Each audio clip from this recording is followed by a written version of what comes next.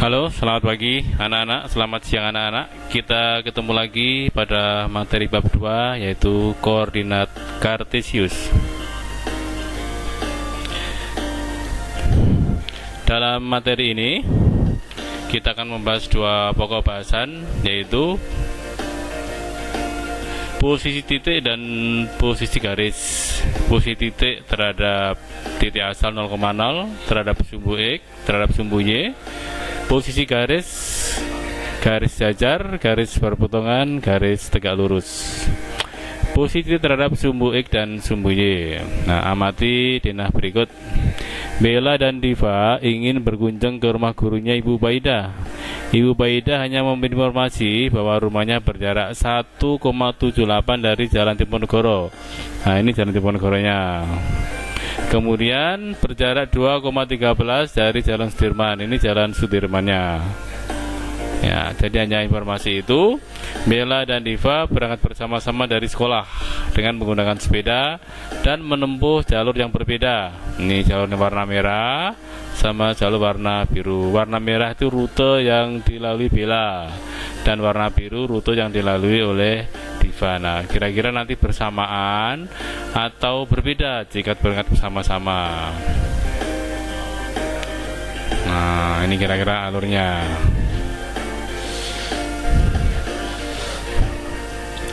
Dalam koordinat kartesius itu digunakan untuk menentukan objek titik-titik pada suatu bidang dengan menggunakan dua pasang bilangan yang disebut dengan koordinat X atau absis dan koordinat Y atau namanya ordinat. Untuk mendefinisikan itu diperlukan dua garis tegak lurus yaitu sumbu X arah horizontal dan sumbu Y arah vertikal. Nah, ini garisnya. Ini sumbu X, sumbu Y, ini sumbu Y. Jadi menggunakan ini ya. Kita lanjutkan. Koordinat kartesius. Ini ada titik A, E, Y. Suatu titik dapat dinyatakan sebagai pasangan berurutan X, Y ya. Jadi ini X, Y.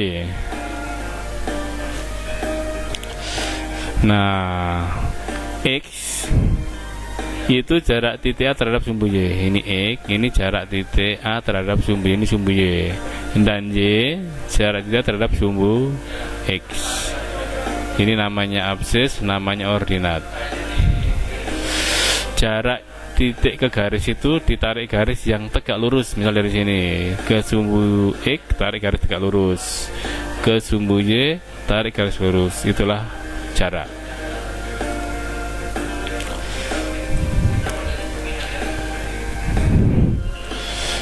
Nah, perhatikan bidang berikut.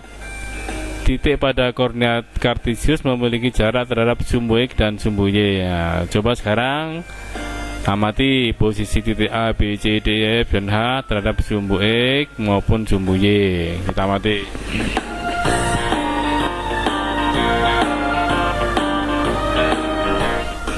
Dari denah tadi, nih kita tampilkan denahnya. Ternyata titik A itu berjarak 3 satuan dari sumbu Y. Ini A, ini A 1, 2, 3 dan 6 satuan terhadap sumbu X. 1, 2, 3, 4, 5, 6 ya, maka titik ini dinamakan titik 3,6. Nah, sekarang amati simulasinya.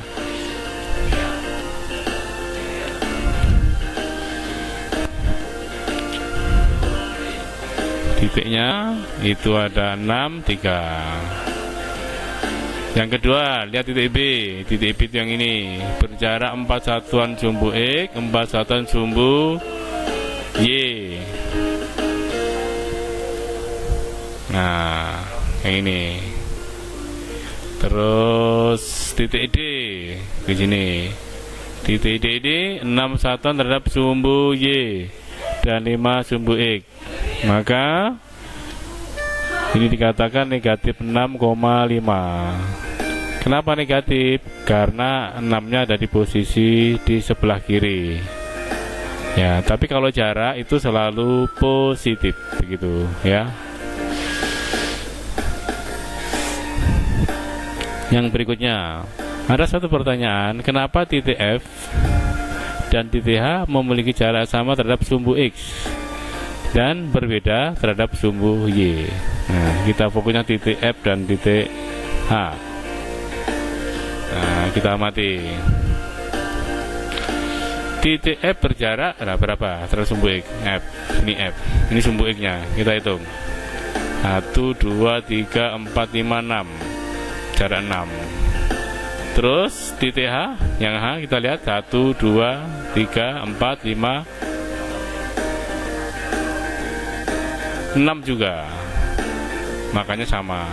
Tapi kalau terhadap sumbu Y,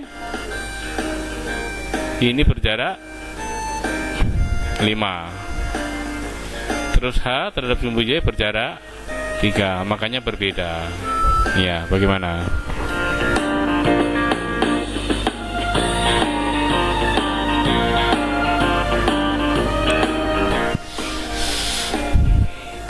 Nah, misalnya ada suatu tabel, Anda mungkin bisa melengkapi. Kalau ada koordinat titik A 2,6, itu jarak terhadap sumbu X 6 satuan, terhadap sumbu Y 2. Dibalik ini ya. Kalau ini, nah gampang 5,5. Jadi ini 5 satuan, di sini 5. Bagaimana C negatif 4,3? Nah, ini 3 satuan, di sini 4. Meskipun ini negatif, jarak selalu positif. Dan yang lainnya bisa kita lanjutkan ya, kamu lanjutkan sendiri. Nah, sekarang kita belajar tentang kuadran. Dalam koordinat kartesius kita mengenal namanya kuadran atau daerah dibagi menjadi 4 bagian ya. Jadi yang di sini namanya kuadran 1, itu X-nya positif, Y positif. Kuadran kedua itu X-nya negatif, Y-nya positif. Jadi di sini. Kuadran yang ketiga, di sini X-nya negatif, Y-nya negatif. Kuadran yang keempat, yang di sini X-nya positif, Y-nya negatif. Ya. Nah, berarti kalau ada titik P negatif 2,1 kan di sini. Berarti di kuadran kedua. 2,3 kan di sini, kuadran 1. Nah, kalau ada titik R di sini, berarti ini kuadran ke-4. Oke, mengerti kah?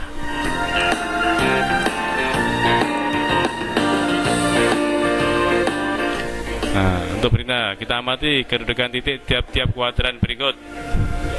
Ya.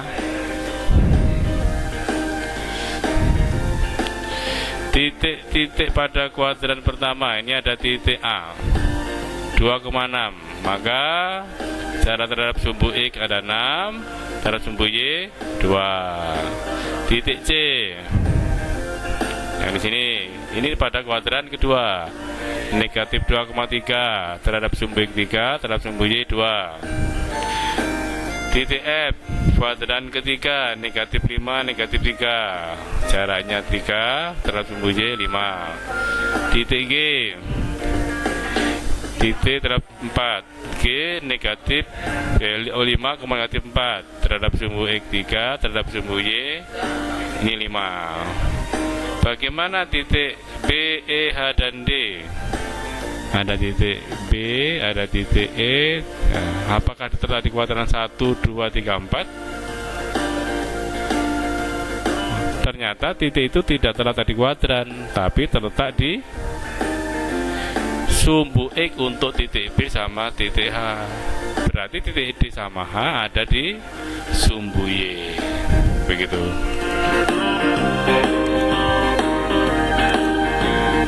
Gambarlah koordinat kartesius titik P, Q, R, dan Q.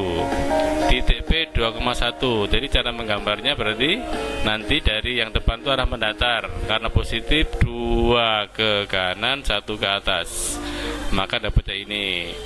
Kemudian titik Q 4,1, 4 ke kanan, 1 ke atas. Titik S 2-1 dan sehingga menjadi seperti ini. Bentuk apakah ini? Ternyata bentuk persegi. Nah, bagaimana? Apakah dipahami? Halo? Gimana? Oke. Terima kasih kalau sudah paham.